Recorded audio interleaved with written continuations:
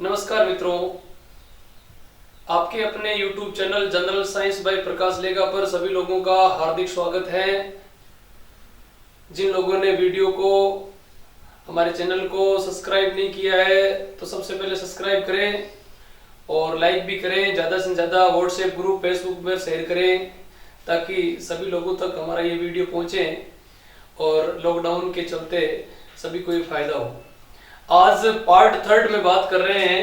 आज का जो टॉपिक है उसका नाम है डिजीज, जो कि एयरफोर्स वाई ग्रुप, रीट, पटवार, एसएससी, एनटीपीसी, रेलवे, इन सभी भर्तियों के लिए अति इंपॉर्टेंट टॉपिक है। आज का ये जो वीडियो है जो ट्रिक पे आधारित है। इस वीडियो में हम रोग के बारे में अध्ययन करेंगे। देखो, डिजीज है वो सामान्यतः 2 पार्ट में पढ़ा जाता है। पहला जो पार्ट होता है इसका वो जन्मजात है और दूसरा इसका पार्ट है वो उपार्जित है। देखो, डिजीज 2 पार्ट में पढ़ते हैं। पहला जो इसका पार्ट है वो तो है जन्मजात और दूसरा जो पार्ट है वो है उपार्जित।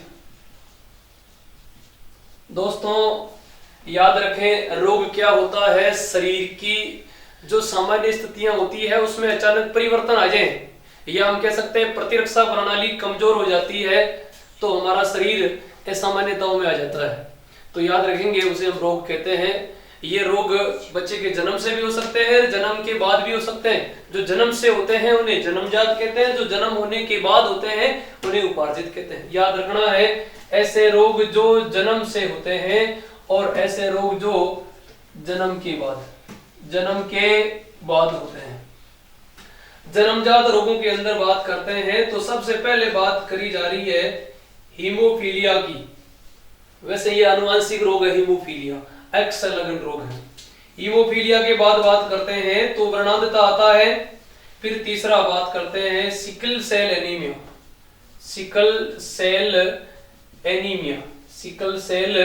एनीमिया। इसके अलावा शरीर के कई अंगों का जुड़ा हुआ होना भी हो सकता है। एक आनुवंशिक विकार में गंजापन भी आता है जो पीढ़ी दर पीढ़ी चलता है। इसके अलावा जो गुणसूत्रीय विकार हैं, ये गुणसूत्रीय जो विकार हैं ये भी किसमें आएंगे? जन्मजात में आएंगे।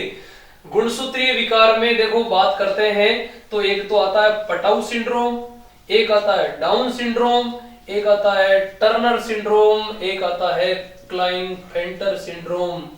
याद रखना है। इसके अलावा आता है क्राइडुकेट।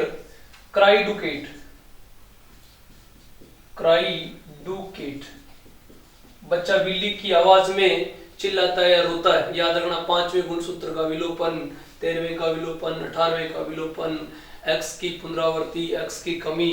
याद रखना, कई प्रकार के गुणसूत्रीय विकार है, सब के सब किसमें आएंगे? जन्मजात में आएंगे।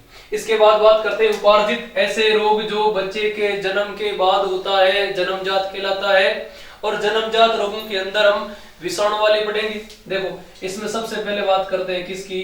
विषाणु की। फिर बात करते हैं किसकी? जीवाणु की। फिर बात करते हैं किसकी? कवक। उसके बाद आता है प्रोटोजोआ और लास्ट 5वां और वो है आपका कृमि। विषाणु वायरस, जीवाणु बैक्टीरिया, कवक फंगस, प्रोटोजोआ वैसे इंग्लिश का वर्ड है, हिंदी में परजीवी कहते हैं। कृमि हिंदी का वर्ड है, इंग्लिश में एल्वेंथीज बोलते हैं। ये इसके 5 पार्ट है।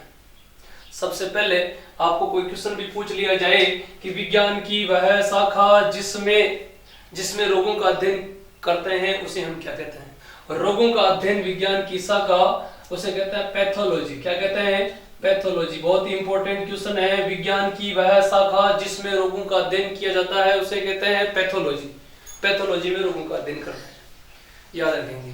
इसके बाद देखो, प्रत्येक को हम ट्रिक से पढ़ते हैं। कई बार कंपटीशन में सीधा क्वेश्चन पूछ लिया जाता है कि निम्न में से कौन सा रोग विषाणुजन्य है, या निम्न में से कौन सा विषाणुजन्य नहीं है, कौन सा जीवाणु वाला है, कौन सा कवक का है। देखो, देखते हैं। देखो दोस्तों, वीडियो को ज्यादा से ज्यादा शेयर करें और जिन्होंने चैनल को सब्सक्राइब नहीं किया तो सब्सक्राइब कर लें ताकि वीडियो आपको मिलता रहे। इंपॉर्टेंट वीडियो है जो नेवी एयरफोर्स में, एसएसआर में, आपके रीट भर्ती में, सबके लिए इंपॉर्टेंट है। अब बात करने वाले हम विषाणु जनित रोगों के लिए। एक इससे पहले मैं बात करना चाह रहा हूं कि रोगों का रोगाणु सिद्धांत किसने दिया था। रोगों का रोगाणु सिद्धांत, कई बार सीधा सवाल आता है, रोगों का रोगाणु सिद्धांत किसने दिया था। रोग का रोगाणु सिद्धांत दिया था लुई पास्चर ने। किसने दिया था? पास्चर ने, याद रखना है।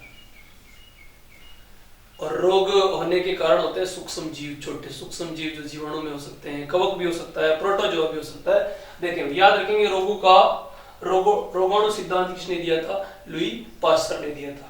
एक इंपॉर्टेंट क्वेश्चन देखो, चिकित्सा नाम सुना होगा, चिकित्सा विज्ञान, यहां से एक क्वेश्चन ये भी इंपॉर्टेंट बन रहा है। चिकित्सा विज्ञान, मेडिकल साइंस, चिकित्सा विज्ञान के जनक, चिकित्सा विज्ञान के जनक हिप्पोक्रेट्स। हिप्पोक्रेट्स बहुत ही महत्वपूर्ण क्वेश्चन है कि चिकित्सा विज्ञान मेडिकल साइंस के फादर कौन है? तो वैज्ञानिक का नाम है हिप्पोक्रेट्स, को मेडिकल साइंस का जनक कहते हैं। इसी के साथ एक इंपॉर्टेंट क्वेश्चन इसी टॉपिक से रिलेटेड है, वो है प्रतिरक्षा विज्ञान का जनक। प्रतिरक्षा विज्ञान, प्रतिरक्षा विज्ञान का जनक। प्रतिरक्षा का मतलब होता है रोगों के प्रति सुरक्षा, रोगों के प्रति रक्षा, प्रतिरक्षा कहलाती है।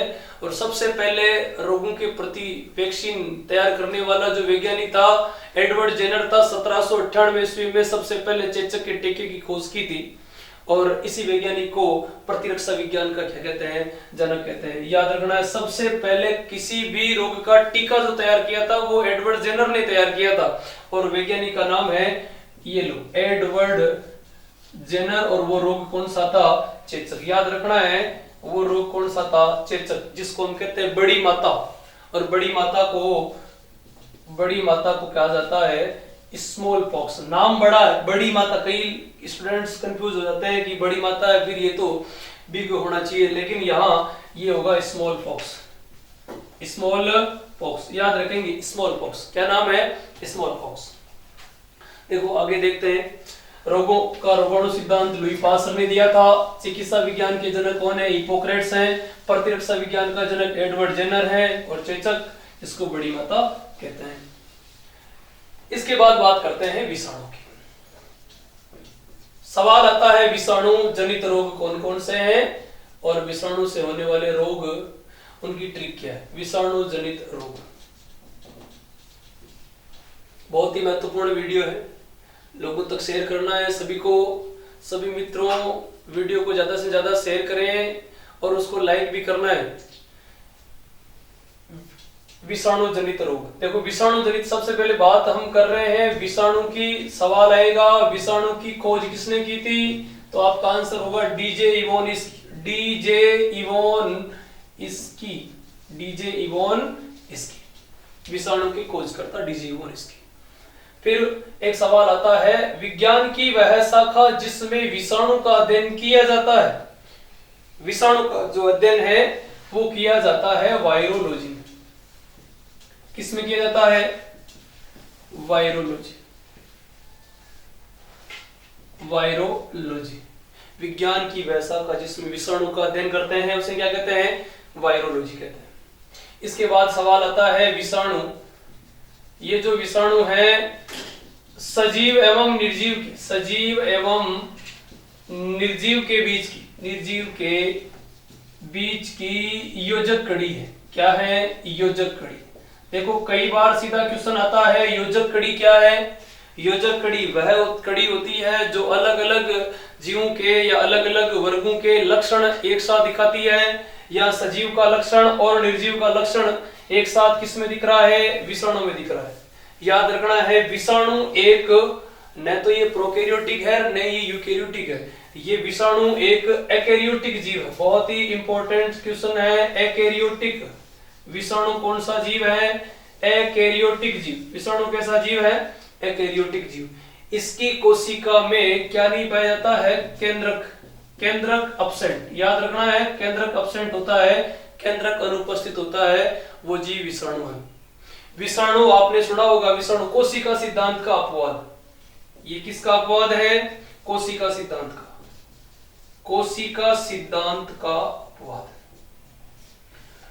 कोशिका सिद्धांत किसने दिया था? 1838-39 की बात है।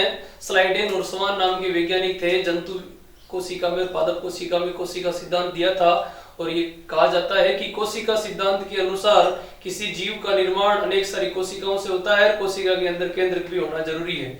यहाँ विषाणु एक ऐसा जीव है जिसकी कोशिका में स्पष्ट केंद्रक दिखता नहीं, होता ही नहीं, ध्यान रखना है। इसीलिए ये जीव कैसा जीव है? एकैरियोटिक जीव है। इसके कोशिका में केंद्रक अब्सेंट होता है। विषाणु जिस कोशिका सिद्धांत का क्या है? अपवाद है। याद रखेंगे दोस्तों, सबसे पहले खोजा गया जो विषाणु है उसका नाम है टीएमवी। टीएमवी, तंबाकू मोजेक वायरस। याद रखेंगे पूरा नाम क्या है? तंबाकू मोजेक वायरस। सबसे पहले खोजा गया विषाणु टीएमवी, तंबाकू मोजेक वायरस है। सवाल आता है सबसे बड़ा विषाणु कौन सा है, सबसे छोटा विषाणु कौन सा है? देखो याद रखेंगे, खोजकर्ता डीजे वोनिस्की, अध्ययन वायरोलॉजी, सजीव निर्जीव के बीच की योजक कड़ी, केंद्रक नहीं होता है, कोशिका सिद्धांत का क्या है? अपवाद है। सबसे पहले खोजा गया कौन सा है? टीएमवी है। इसके बाद सबसे बड़ा वायरस कौन सा है? सबसे बड़ा विषाणु, सबसे बड़ा विषाणु कौन सा है? उसका नाम है मामा। क्या नाम है? मामा। और दूसरा बड़ा है उसका नाम है पॉक्स। पहला बड़ा मामा है, दूसरा बड़ा है पॉक्स। जैसे हम पढ़ते हैं स्मॉल पॉक्स, चिकन पॉक्स है, वो बड़े विषाणु में आता है। इसके बाद बात करते हैं छोटा विषाणु, और छोटा जो वायरस है उसका नाम है भी पिकोरना। क्या नाम है? पिकोरना। याद रखेंगे, छोटा विषाणु, बड़ा विषाणु। अब बात करते हैं विषाणु जनित रोगों की ट्रिक। दोस्तों अति महत्वपूर्ण है, इंपॉर्टेंट है। ट्रिक सबको याद रखना है।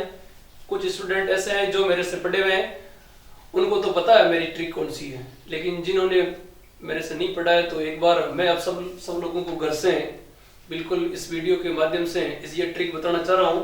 देखें भाई, सबसे पहले तो ये ट्रिक देखें। ये ट्रिक है, रेखा हमें हिट करके पोइचे छोड़ गई। ट्रिक क्या है? रेखा हमें हिट करके कहां छोड़ गई?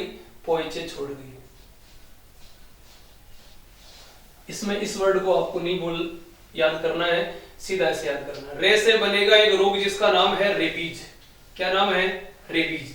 रेबीज रोग को कहते हैं हम हाइड्रोफोबिया। किस नाम से जानते हैं? हाइड्रोफोबिया। पागल कुत्ता संक्रमित कुत्ते के काटने से होता है। रेबीज के टीके की खोज लुई पास्टर ने की थी। याद रखना है, इंपॉर्टेंट है। पुराने जमाने में नाभिक में टीके लगते थे और वर्तमान में बाहों में लगते हैं। 5 या 6 टीके लगते हैं वर्तमान में। याद रखना, हाइड्रोफोबिया जल बीती रोग कहते हैं। सेकंड जो बात करते हैं खसरा, मिजल्स। याद रखना, खसरा। दूसरा कौन सा है? खसरा या मिजल्स। है से बनेगा हर्पीज। क्या नाम है? हर्पीज। और मैं से बनेगा मेनिंजाइटिस। मैं से मेनिंजाइटिस। ही से बनेगा हिपेटाइटिस। हिपेटाइटिस। और टे से बनेगा ट्रेकोमा। इसको छोड़ना, करके छोड़ना, याद रखना। पो से बनेगा पोलियो। ए से बनेगा एड्स। और चे से बनेगा चेचक। छो से बनेगा छोटी माता। और छोटी माता को क्या कहते हैं भाई? छोटी माता को क्या कहते हैं? Chicken pox. डे से बनेगा डेंगू। और गे से बनेगा गलसुआ। और ई से बनेगा इन्फ्लुएंजा। तो ट्रिक के साथ याद करेंगे। रेखा हमें हिट करके पोइचे छोड़ गई।